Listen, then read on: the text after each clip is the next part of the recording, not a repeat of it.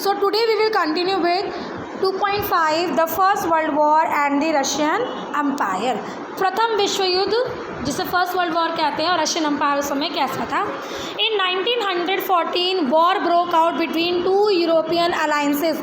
Underline कीजिए 1914 में first world war हुआ था जो कि दो यूरोपियन गुटों के बीच में हुआ था. अलायंसेस का मतलब था गुट, दो अलग अलग, यानी कि यूरोपियन कंट्रीज़ दो अलग अलग गुटों में बट गई थी. उन दोनों गुटों के बीच में ये लड़ाई हुई थी. जर्मनी, ऑस्ट्रिया, टर्की जिन्हें सेंट्रल पावर्स कहा जाता है, फ्रांस, ब्रिटेन एंड रशिया, बाद में इसमें रोमानिया भी आ गया था. Each country had a global empire. हर कंट्री का अपना एक ग्लोबल एम्पायर था. दो ग्रुप थे, जर्मनी, ऑस्ट्रिया, टर्की जिसे सेंट्रल पावर कहते हैं, फ्रांस, ब्रिटेन एंड रशिया और बाद में रोमानिया भी इसका हिस्सा बना था. ये दूसरा गुट था. इन दोनों ही गुटों के बीच में फर्स्ट वर्ल्ड वॉर 1914 में स्टार्ट हुई थी. Each country had a global empire and the war was fought outside Europe as well as in Europe. ये जो फर्स्ट वर्ल्ड वॉर हुआ था वो यूरोप के अंदर और यूरोप के बाहर भी हुआ था. ऐसा नहीं कि सिर्फ यूरोपियन कॉन्टिनेंट में ही लड़ाई हुई है, यूरोपियन कॉन्टिनेंट के बाहर भी लड़ाई हुई थी. So this war was known as the first world war. इस लड़ाई को क्या कहते हैं? फर्स्ट वर्ल्ड वॉर, प्रथम विश्व युद्ध.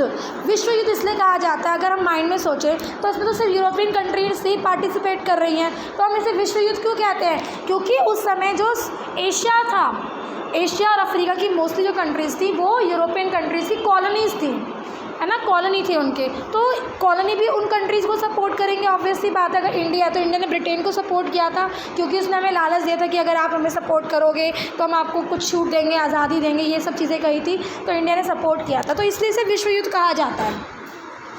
In Russia, the war was initially popular and people rallied around Tsar Nicholas II. Russia में ये वॉर पॉपुलर थी. क्यों पॉपुलर थी? और जनता जो है वो Tsar Nicholas II के इर्द गिर्द घूम रही थी. As the war continued, जैसे जैसे ये लड़ाई आगे बढ़ती गई, the tsar refuse to consult the main parties of Duma. आखिरकार सार ने पूरी तरह से ड्यूमा से कंसल्ट करने से इनकार कर दिया कि वो ड्यूमा की कोई बात नहीं सुनेगा, ना ही उसका सुझाव लेगा. Support war thin, anti German sentiments ran high, as can be seen in renaming of St. Petersburg, a German name, as Petrograd. क्योंकि अब ध्यान से सुनना इसको, बहुत ध्यान से, क्योंकि क्या था ना, अब उसका जब सार ने ऐसा कहा कि वो ड्यूमा की कंसल्टेशन नहीं लेगा और लोगों ने उसका विरोध नहीं किया, इसके पीछे रीज़न ये था क्योंकि उस समय रशिया किससे लड़ रहा था? जर्मनी से. जर्मनी उसके अपोजिट था और रशियन जर्मनी से नफ़रत करते थे. रशियन जर्मनी से नफ़रत करते थे और सार जो है उस समय जर्मनी से लड़ रहा था, वॉर में उसके खिलाफ था. इसलिए रशियन लोगों ने ज़्यादा विरोध नहीं किया सार का कि आप ड्यूमा से कंसल्ट क्यों नहीं कर रहे इस बात को लेकर. पहली चीज़ ये हो गई. दूसरी चीज़, नाम बदल दिया गया सेंट पीटर्सबर्ग का, क्योंकि सेंट पीटर्सबर्ग एक जर्मन नेम था, उसका नेम चेंज करके क्या रख दिया गया? Petrograd. The Tsarina Alexandra, German origins and poor advisor, especially a monk called Rasputin, made the autocracy unpopular.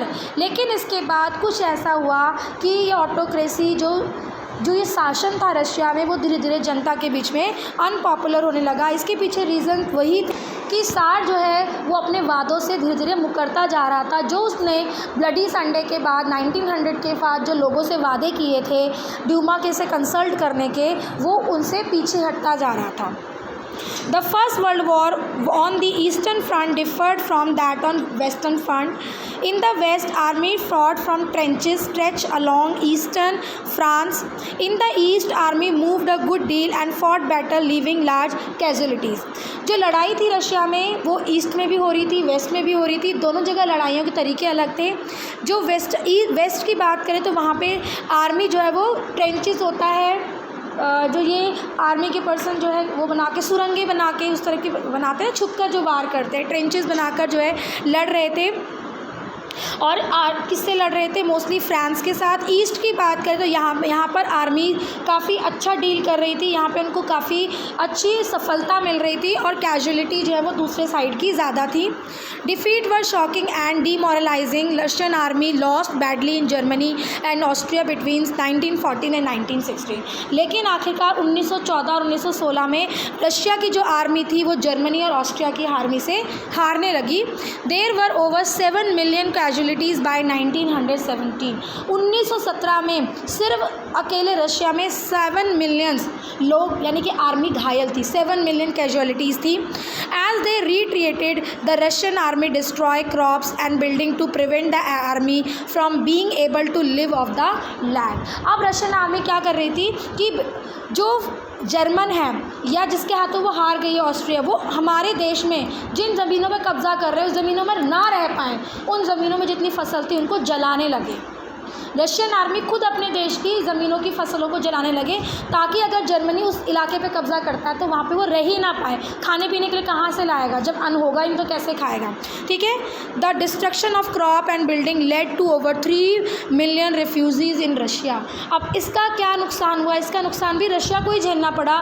3 million refugees जो बाहर से आए थे रशिया में, अब उनको भी पालने का काम किसको करना पड़ा? रशिया को, क्योंकि बिल्डिंग डिस्ट्रॉय हो गई थी, उन्होंने ज़मीनें अपनी खुद की जला दी थी। अब जो लोग उस इलाकों में उतनी चीज़ों से खाते पीते रहते हैं, अब उन लोगों को रशिया को जो है झेलना पड़ा। The situation discredited the government and the tsar. इस सिचुएशन की वजह से जनता के बीच में सार की जो नज़र, जो सार जो उनकी नज़रों में जो थोड़ी बहुत भी रिस्पेक्ट बची थी वो भी पूरी तरह से ख़त्म हो गई। Soldiers did not wish to fight such a war. और आखिरकार सोल्जर्स ऐसी लड़ाई आगे लड़ना ही नहीं चाहते थे, मतलब ऐसे, क्योंकि उनके लिए तो कुछ कर ही नहीं रहे थे। सार ने उनके लिए कुछ भी नहीं किया, उनकी सेफ्टी के लिए, उनकी सिक्योरिटी के लिए, उनके खाने पीने के लिए कुछ भी नहीं किया, बल्कि वो सिर्फ ऑर्डर देता था और उन ऑर्डर्स को फॉलो करना पड़ता था। और आखिरकार सोल्जर्स ने की विश आने लगी, सोल्जर्स से सोचने लगे कि हमें ऐसी लड़ाई लड़नी नहीं है जिसमें नुकसान ही नुकसान है रशिया का, कहीं पर भी हमें किसी भी लेवल पे कोई फ़ायदा नहीं हो रहा है।